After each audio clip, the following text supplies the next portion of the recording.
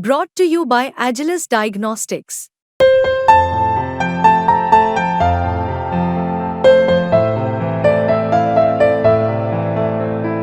Agilus Diagnostics.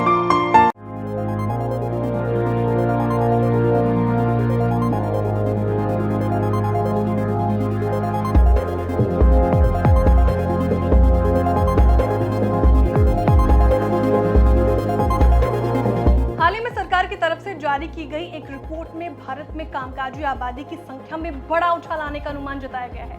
कामकाजी जनसंख्या बढ़ने से भारत में घर, गाड़ी और गैजेट से लेकर तमाम सेक्टर्स को फायदा मिलना तय है।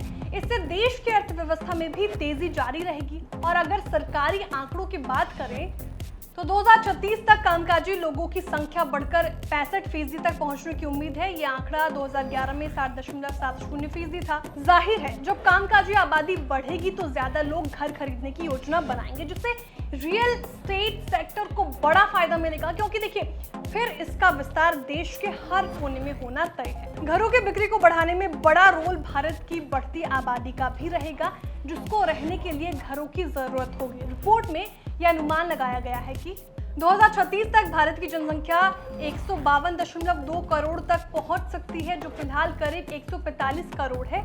और इसके साथ ही 12 साल बाद 60 साल और उससे ज्यादा उम्र वाले लोगों की संख्या में बढ़ोतरी होगी, जो रिटायरमेंट होम्स के सेगमेंट की मांग में इजाफा करेगा। घरों की डिमांड बढ़ने की एक वजह यह है कि अब लोग नौकरी और शादी के बाद परिवार बढ़ाने से पहले घर के बारे में सोचते हैं, जिससे घर खरीदारों की संख्या बढ़ रही है। रियल एस्टेट सेक्टर की रफ्तार बढ़ाने में महिला बायर्स का भी महत्वपूर्ण रोल होने का अनुमान है। दरअसल घर खरीदारी में महिलाओं की भूमिका लगातार बढ़ रही है।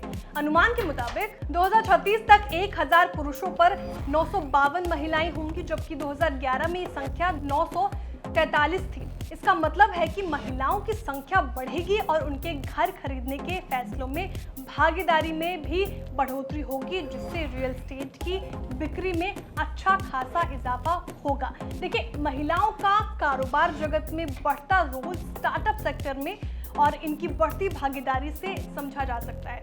आंकड़ों के मुताबिक आंकड़े क्या कहते हैं, पहले उस पर नजर डाल लेते हैं। जनवरी 2016 से दिसंबर 2023 तक कुल 1,17,254 स्टार्टअप्स को मान्यता मिली है और इनमें से 55,816 स्टार्टअप्स की कमान महिलाओं के हाथ में है।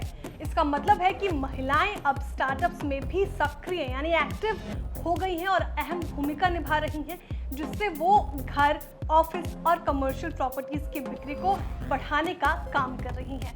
इस रिपोर्ट के बाद ये मानना आसान है कि 2030 तक रियल एस्टेट सेक्टर का साइज $1 ट्रिलियन के अनुमान से भी ज्यादा हो सकता है। यानी प्रॉपर्टी मार्केट का बड़े शहरों से ज्यादा विकास छोटे शहरों में होगा।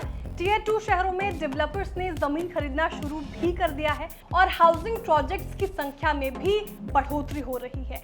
छोटे शहरों में सस्ते घर निवेशकों के आकर्षण की बड़ी वजह है और वर्क फ्रॉम होम की सुविधा ने भी इन शहरों में घरों की डिमांड बढ़ाई है। रिपोर्ट आपको कैसी लगी कमेंट करके जरूर बताएं। वीडियो को लाइक करें, चैनल को सब्सक्राइब करें और देखते रहिए विस्तार।